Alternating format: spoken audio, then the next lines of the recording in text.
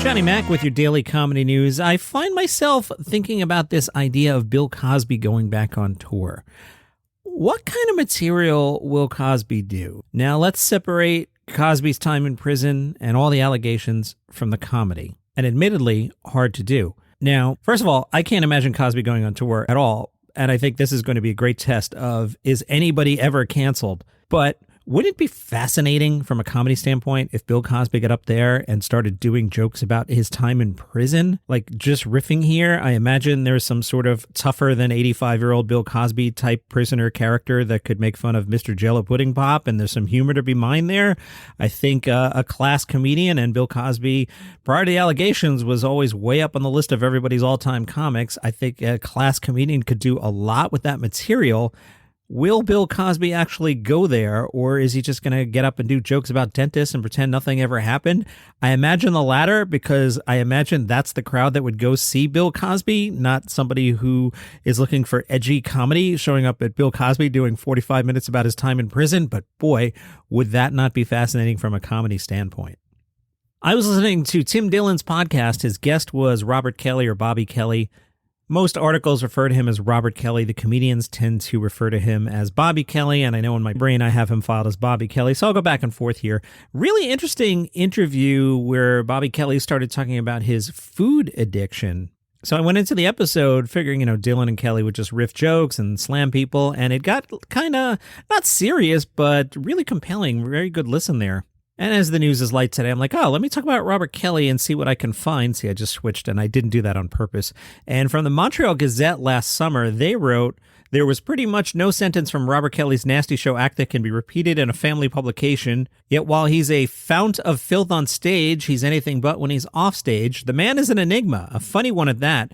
With a shaved head and stocky frame, Kelly may look menacing and possibly the last person you'd want to run into on a deserted street, but he's likely one of the only Just for Laughs comedians who could do both the nasty show and the benign date night like he did in 2013.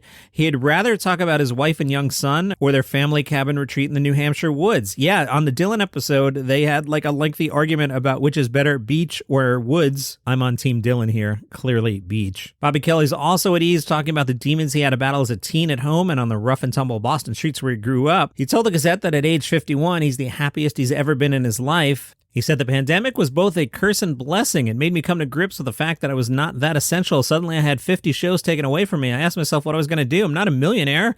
I have to work to support my family. But it allowed me to really clean house and go back to basics. I spent time on my family and myself. It made me realize how fortunate I was. I have a wife, son, friends, a house. I might not be able to buy a mansion, but I can buy a tiny little house in the woods.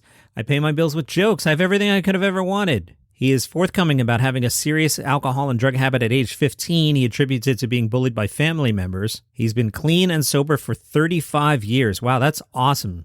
He says, yes, I'm sober, but the sucky thing about addiction is it will manifest itself in other ways. With some people, it could be gambling or sex. With me, it went into food. I joke about it in my act. This year, I actually had to do something about it because it was killing me. My body was kind of dying. I've actually lost about 35 pounds. This was in the summer. And I'm now able to wipe the left side of my butt. That's progress. I get to do stuff with my son again. We went to Busch Gardens, which is all rides. And my biggest fear while in the line for the roller coaster is that the bar to close won't click. And we're going to have to take the walk of shame back out of the line. But mercifully, I got a click. The New York Post must have also been stretching to fill their content as they were recapping an episode of the Joe Rogan Experience. New York Post, I feel ya. I'm telling you, when you don't have enough stuff, putting Joe Rogan Experience in the title of your article or say podcast, it's a good move. I feel ya. Rogan was on the topic of the tracking of Elon Musk's jets. He said, what's the point? Person who said he started it to do it because he was a fan of Elon's. Brian Simpson was the guest and said, Elon, you got to make an offer they can't refuse. Rogan said, here's the problem. How does this prevent other people from doing the exact same thing and doing the same thing and trying to get more money? Where does it end? Like, what if that's an industry now, tracking Elon's jet? People are paying attention to it. He might be able to monetize it. It's weird, though. It's definitely weird. I wouldn't like it at all. I don't think it's a nice thing to do. Kevin Hart made an appearance on Andy Cohen and Anderson Cooper's CNN show. I don't know if you saw the headline. Anderson and Andy were told not to drink this year on the show. Kevin Hart said, I'm going to take a shot because you guys have been hoodwinked. I can't believe you. I can't believe CNN telling you guys not to go and cut loose in such a good, true fashion. That's perfect TV. Kevin Hart then took a shot and said, here's a shot for what you're supposed to do from me to you guys. The Last Laugh podcast has on Chelsea Handler. The topic was Chelsea hosting Jimmy Kimmel's show during the summer. Chelsea Handler told Last Laugh, I went in there letting them know I wanted to go in guns blazing, like, let's go. We're going off on all these people. It was like walking into a perfectly run operation, having an A team and me being on my A game. It was great. I loved it. Made me remember why I do that and why I want to do it again. And it instilled that back in me. It sparked that again. I was like, oh, this is what I'm supposed to be doing. I'm supposed to be taking the news, regurgitating it out for everybody on a regular basis. That's what I'm good for. That's what I'm good at. And it was great for that purpose. All right, pay attention here. She's clearly campaigning for a job and not shy about it, Chelsea says. So as soon as Trevor stepped down and they were saying they needed guest hosts, I was like, yeah, let's go. I'll do that too. That's a perfect job for me. That's a great gig. So I want to go do that and see how that feels. And it's going to feel awesome because I'm going to crush it because I love that stuff. I love the news. I love pop culture. I love combining it all with smart personalities, bring on comedians like I did on Chelsea lately. All these late night hosts are great, but they're not representing us. Women represent women. And I would love that vibe of a show again, having a bunch of comedians on talking about the news every day in a more elevated way than Chelsea lately was, in a different iteration so that we could have more of a broad spectrum of topics, which the Daily Show platforms provides. Boy, she's campaigning here. Should probably be really good at it. The thing that jumps to my mind, and whether this is fair or not, Comedy Central's programming tends to skew young. Chelsea Handler is 47. I don't know if they're going to hire a 47-year-old host. I'm 53. I'm not saying she's old.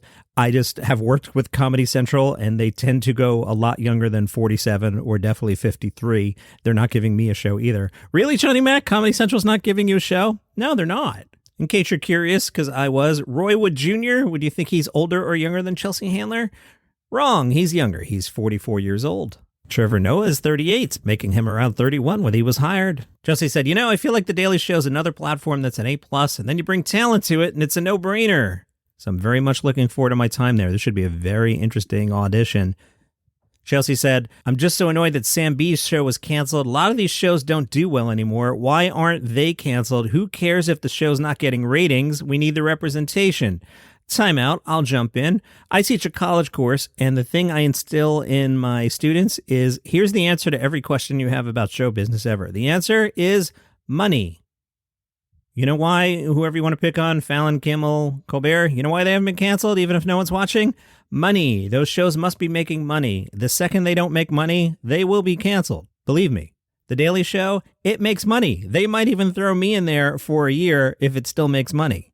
Except I'm old. Chelsea says, I understand that linear television isn't what it used to be, and we're all moving into this different world. But in the meantime, every head of every network should be asking themselves why they don't have a woman helming a talk show.